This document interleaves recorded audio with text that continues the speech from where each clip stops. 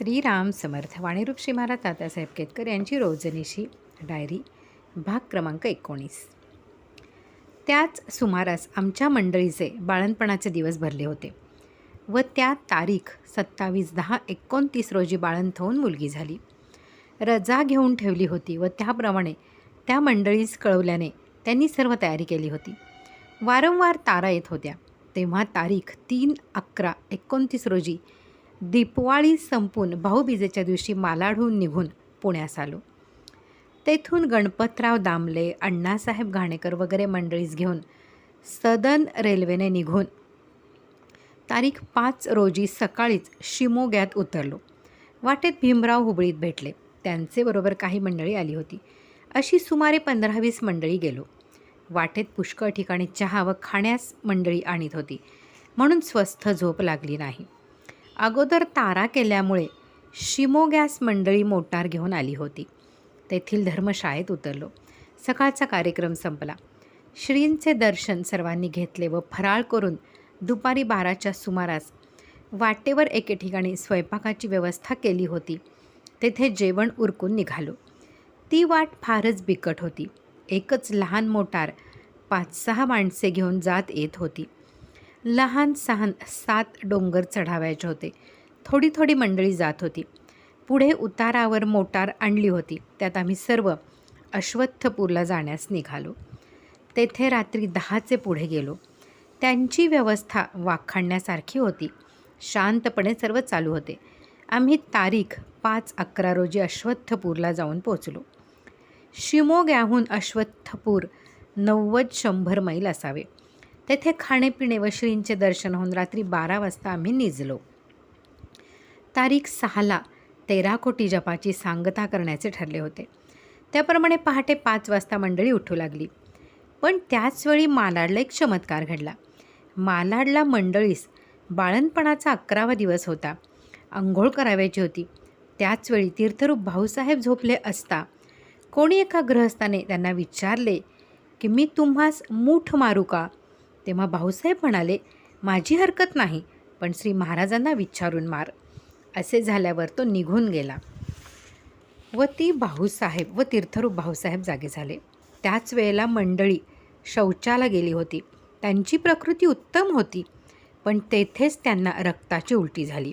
अशक्तपणा फार आला आणि तीच वेळ मी अश्वत्थपूरला निजलो असता माझे पायात फारच जोराने गोळा आला.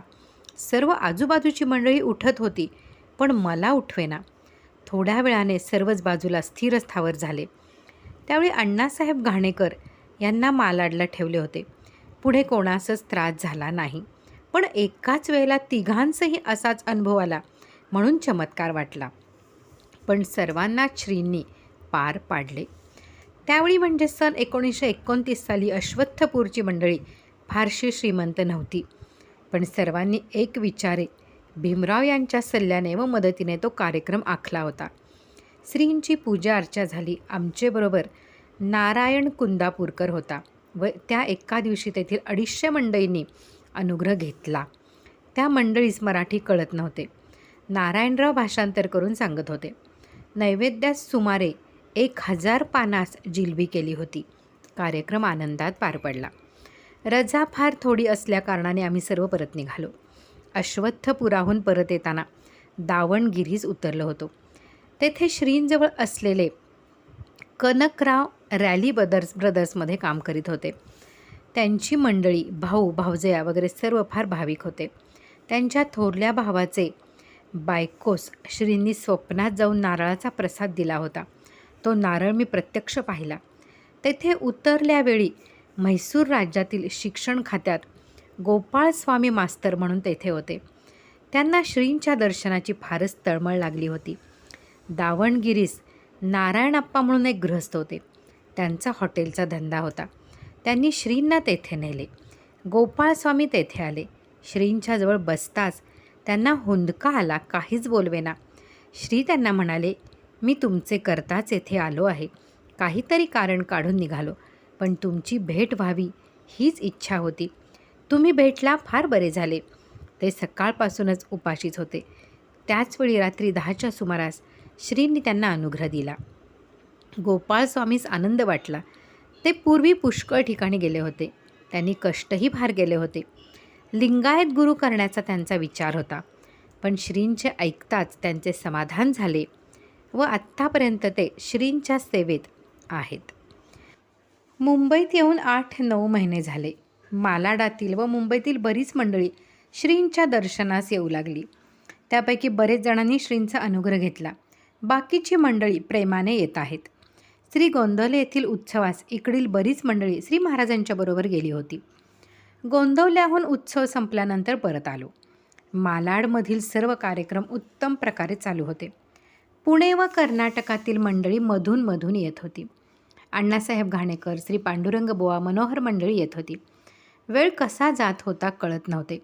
दर 3 महिन्यांनी नाशिक, बडोदा व अहमदाबादेस कामाकरता जावे लागे. त्यामुळे हवा पालट होई. नाशिकला गेल्यावर श्री रामरायाचे दर्शन घडत असे. तेथेही श्री महाराजांची बरीच मंडळी होती व नवीन जमत असत. नाशिकला करमरकरांकडे, बडोद्यास नरवणे व अहमदाबादेस दाजीसाहेब मनोहर होते. त्यांच्याकडे अशी उतरण्याची सोय असल्यामुळे बाहेरगावी कोठेच अडचण पडली नाही. श्री महाराज बरोबर असल्यामुळे ऑफिसच्या वेळेशिवाय श्रींच्या सानिध्यातच असे. स्थानिक मंडळी येत असत.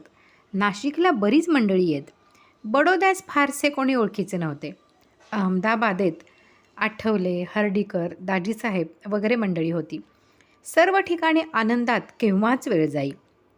मालाडमध्ये मुक्काम होता तोपर्यंत पुण्याची कोणीतरी मंडळी महाराजांच्याकडे येत व श्री महाराज दर 2 महिन्यात पुण्यात जाऊन येत असत. तसेच पुण्यास बदली झाल्यावर मुंबईची मंडळी करीत असत व श्री महाराज 1 महिना आड मुंबईत जाऊन येत. श्री महाराजांच्याकडे येणारी मंडळी अत्यंत प्रेमळ असत.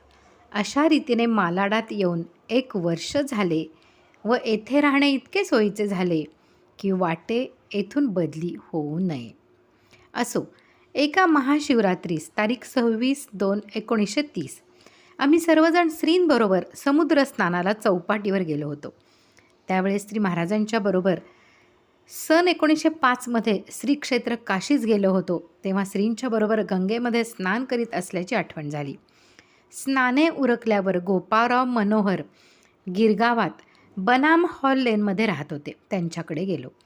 त्याच दिवशी गणपतराव दामले, बापूसाहेब साठे पुण्याहून आले. फराळ वगैरे झाल्यावर बरीच मंडळी जमली होती. त्यात मनोहर कुटुंबातील बरीच होती. दाजीसाहेब मनोहर हेही होते. ते त्यावेळी अहमदाबादला नोकरीत होते व त्यांनी श्रींस अहमदाबादेस येण्याचे आमंत्रण दिले. सरकारी कामाकरता मला अहमदाबादेस जावे लागे व 5-6 दिवस राहावे लागे. मग तेथे गेलो. बरोबर गोपाळराव मनोहरही होते. मी त्यांच्याकडेच सकाळी कामावर जाई व संध्याकाळी परत आल्यावर रात्री फराळ व आरती झाल्यावर श्री दासबोध वाचित असू. दाजीसाहेबांबरोबर बराच वेळ बोलणे होई. ते गिरणीच्या आवारातच राहत असल्यामुळे त्यावेळी बाहेरचे कोणी नसे. मालाडला पहिली रामनवमी तारीख 7/4/1930 झाली. त्याचप्रमाणे श्री गुरुपौर्णिमा, गोकुळाष्टमी, काकड आरती वगैरे सर्व आनंदात चालू झाले. श्री पांडुरंग बुवा मधून बरेच वेळा येत असत. त्यावेळी भजनास मोठा रंग येई. त्यावेळी दत्तोपंत काशीकर यांना तबला वाजवण्यास बोलावून आणीत. पुढे ते दररोज येऊ लागले. भजन अत्यंत रंगात येत असे. श्री पांडुरंग बुवा, रामदास तांबे, हरिभाऊ फाटक, मामा साने, भागवत, काशीकर, बोंद्रे, पटवर्धन, नारायणराव फाटक वगैरे मंडळी रोज येत असत. सुरुवात रात्री 9 वाजता होई, पण संपण्याची वेळ ठरलेली नसे. मामा साने यास भजनाचे फार प्रेम असे. ते रात्रभर भजन करीत. कंटाळा येत नसे. एकदा आम्ही सर्व मंडळी पारल्यास श्री वामनराव आपटे यांच्याकडे भजनाला गेलो होतो. रात्रभर उत्तम भजन झाले. त्यावेळी मामा म्हणाले, आज भजन मनसोक्त झाले. सर्व मंडळी प्रेमाने व एका विचाराने वागत असल्यामुळे कधी अडचण पडली नाही. म्हैसूरच्या बाजूने गोपाळस्वामी व डॉक्टर नरसिंगराव येत असत. गोपाळस्वामींनी आपल्याबरोबर मराठी समजणारा एक मास्तर आणला होता. हे थोडे दिवस राहून जात असत. याच सुमारास कर्नाटकातील नवलगुंचे राहणारे जीव बाळण्णा म्हणून पूर्वी श्री महाराजांच्याकडे येणारे एक गृहस्थ आले होते. ते फार भाविक होते. त्यांनी एक दिवस उपवास केला. पुष्कळांनी जेवण्याचा आग्रह केला तरी जेविनात. तेव्हा श्री महाराजांना सांगितले. श्रींनी विचारल्यावर ते म्हणाले, तुम्ही पूर्वीप्रमाणे देह धारण करून जगात वावरावे. तुम्हाला काय अशक्य आहे? किती प्रकारे समजूत घातली तरी ते ऐकेनात. तेव्हा श्री म्हणाले, मी गेलो आहे हे तुम्ही विसरून जा, म्हणजे मी पुन्हा तुम्हास देहात येऊन भेटेन. जोपर्यंत मी गेलो ही जाणीव तुम्हाला आहे तोपर्यंत मी कसा येणार? काही दिवस राहून ते परत गेले. त्यावेळी त्यांची परिस्थिती चांगली होती. आज ती फार बिघडलेली असून त्यांचे नामाचे अनुसंधान व मनाचे समाधान टिकून आहे. सन 1912-13 साली मी एकाचे आग्रहाने वेस्टर्न इन्शुरन्स कंपनीत 1000चा विमा उतरवला होता. त्याचे पैसे याच सुमारास आले. सामान गोपाळराव मनोहर आणीत. त्यांची पेटी होती. त्यांचेजवळ ते पैसे ठेवण्यास दिले, पण ते फार वेळ टिकले नाहीत. पण प्रथमच एवढी मोठी रक्कम एकदम हाती आली. श्री कृपे करून अडचण केव्हाच पडली नाही. 1 महिन्याआड श्री महाराजांच्या बरोबर पुण्यास जात असू. त्याप्रमाणे ऑगस्ट 1930 गेलो असता असे घडले की आम्ही जाण्याचे अगोदर 4 दिवस अण्णासाहेब मनोहर या 100 रुपयाची गरज पडली. त्यांच्या कल्पनेप्रमाणे त्यांच्याकडे 100 रुपये नक्की होते, पण त्यांनी जेथे ते पैसे ठेवीत त्या पेट्या कपाटे सर्व शोधूनही कोठे सापडले नाहीत. ते फार अस्वस्थ झाले. दुसऱ्या दिवशी सकाळला ते पाहिजे होते. सकाळी काही कामाकरता ते कपाट उघडताच तो समोरच 100 रुपयाची एक नोट पडलेली दिसली. ती दिसताच त्यांना श्रींची आठवण झाली. मन अस्वस्थ झाले. हे बरे नाही असे त्यांना वाटले. श्री महाराज तेथे गेल्यावर त्यांनी ती नोट श्रींपुढे ठेवून हकीकत सांगितली. श्रींनी ती नोट त्यांना परत देऊन म्हटले, असल्या हलक्या सलक्या कारणासाठी मन अस्वस्थ होणे बरे नाही. श्रीराम इच्छेने सर्व घडते ही भावना ठेवून वागावे. यातील पुढील भाग आपण पुढे पाहूयात. श्रीराम जय राम जय जय राम.